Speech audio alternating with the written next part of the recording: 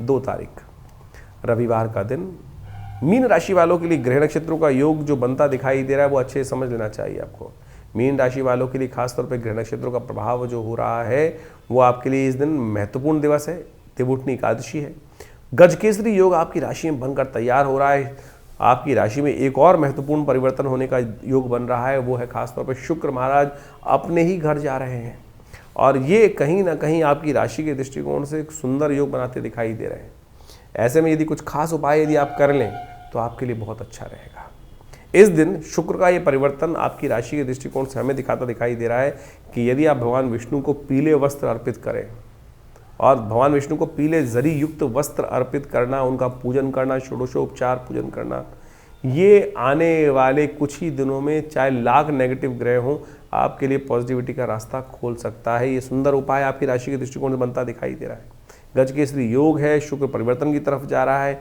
देव प्रबोधनी एकादशी का सुंदर योग है। भगवान विष्णु को सुंदर उठाइए, पूजन कीजिए, षोडशोपचार पूजन कीजिए, वो आपके लिए कहीं ना कहीं किस्मत खोल देगा। शुक्र इस वक्त आपकी राशि में जो स्वग्रही पदार्पण करता दिखाई दे रहा है, ये आपके लिए भगवान विष्णु की उपासना से, पीले वस्त्र भगवान को अर्पित कर देने से आपके लिए किस्मत का ताला खोलने के योग बना सकता है। एक छोटा सा उपाय है, हींग लगे न फेट के रंग चौकाओ, शास्त्रोक्त विधि के अनुसार हमने बताया आपको।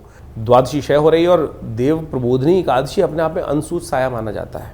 बहुत लोग बिना किसी मुहूर्त को देखे भी शादी कर लेते हैं क्योंकि अनसूत साया है। नए नए मुहूर्त करने का प्रयास कर लेते हैं क्योंकि अनसूत साया की कैटेगरी में आता है। लेकिन इस बार सबसे पहले हम देव प्रबोधनी एकादशी का महत्व तो बताएंगे ही आपको, लेकिन एक बात समझ लीजिएगा, इस बार देवउठनी एकादशी भी द्वादशी क्षय है। क्षय तिथि पे कोई भी नया कार्य कभी आरंभ नहीं करना चाहिए, वो दोषयुक्त हो जाता है।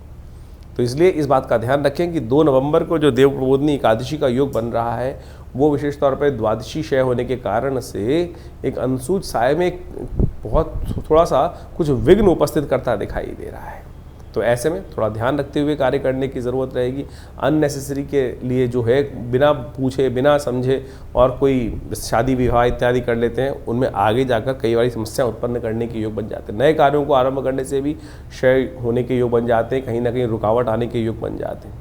ऐसे में उन सबको ठीक करने के लिए और इस दिन विशेष तौर पर कहा जाता है कि भगवान विष्णु जाग रहे होते हैं, तो खूब ढोल नगाड़े इत्यादि भगवान का सहस्त्रसी पुरुष सूक्त का मंत्र करते हुए भगवान का सुंदर पूजन करें, भगवान को जगाएं और जगाने के बाद उनका विशेष पूजन किया जाता है। उनका पंचोपचार, षोडशोपचार, पंचामृत से स्नान, गंगा जल से स्नान, तुलसी दल विशेष इत्यादि के द्वारा समस्त रूप से पूजन कर उनका समस्त रूप से उनका पूजन करें। पंचोपचार, षोडशोपचार कहा जाता है भगवान समस्त मनोरथों को सिद्ध करने के योग बनाते हैं।